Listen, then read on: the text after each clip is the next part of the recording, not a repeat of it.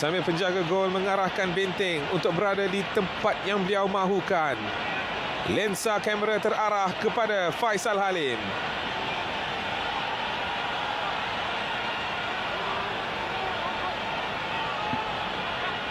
Adakah ini momen yang akan menyamakan semula kedudukan buat Malaysia?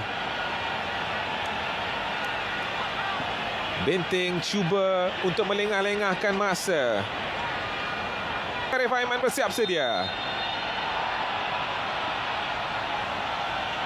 Faisal Halim! Masuk! Sorakan untuk Malaysia. Faisal Halim berjaya menyamakan kedudukan untuk Malaysia. Jaringan berturut Faisalnya untuk Malaysia. Akhirnya Romain Morales berjaya memberikan jaringan kedua buat Malaysia. Malaysia di depan buat kali pertama pada malam ini. Ini yang kita mahukan. Akhirnya berjaya mendapatkan jaringan. Dan kita lihat sekali lagi gol yang terhasil ini. Permainan yang begitu baik. Permainan 1-2 di antara Arif Aiman dan juga Romain Morales. Di sini kita satu permainan satu step back yang betul baik, dan kita saksikan bagaimana satu turning yang betul baik yang dilakukan oleh Romain Morales. Beliau bukan rematan musuh kaki kiri, beliau meletakkan bola di bahagian near post sambil kita lihat berdayakan penjaga gol pasukan Laos. Dan ini adalah jaringan yang terbaik yang dilakukan oleh Romain, kerana pada saingan Suzuki AFF ini dia menunjukkan satu permainan untuk meluaskan penjaga gol. 3-1. Kita semakin selesa.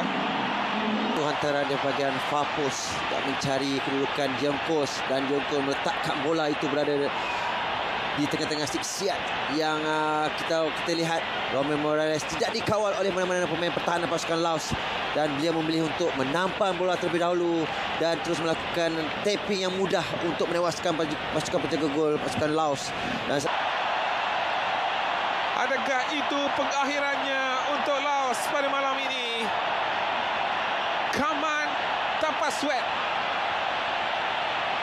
Saat berganda buat Malaysia. Kita lihat sekali lagi, Rudi. Ya, satu tandukan yang dilakukan oleh Koti Cheng. Dan saya rasa mungkin tindakan ini tidaklah begitu bahaya. Kalau kita lihat mungkin miscommunication di antara pertahanan ini dan juga penjaga gol. Sambil kita lihat walaupun ada tekanan yang dilakukan oleh Faisal Halim sebentar tadi.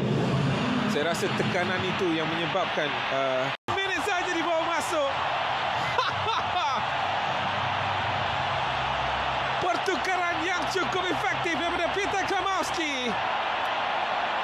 Beliau juga seperti tidak mempercayai peluang yang terbuka luas untuk mendapatkan jaringan yang kelima buat Malaysia.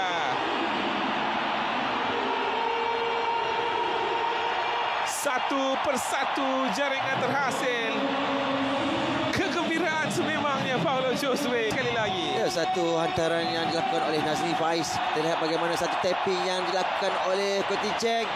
Sambil kita lihat bagaimana jaringan yang dihasilkan oleh Paulo Josue. Beliau datang daripada belakang, tidak membentikan larian yang dilakukan oleh beliau, terus melakukan satu tapping sambil kita lihat walaupun bola itu ditampan oleh penjaga gol tapi begitu mudah untuk Paulo Josue mendapatkan jaringan kelima untuk pasukan kebangsaan. Biar saja reaksi daripada Klimowski sebentar tadi. Beliau nampak begitu gembira.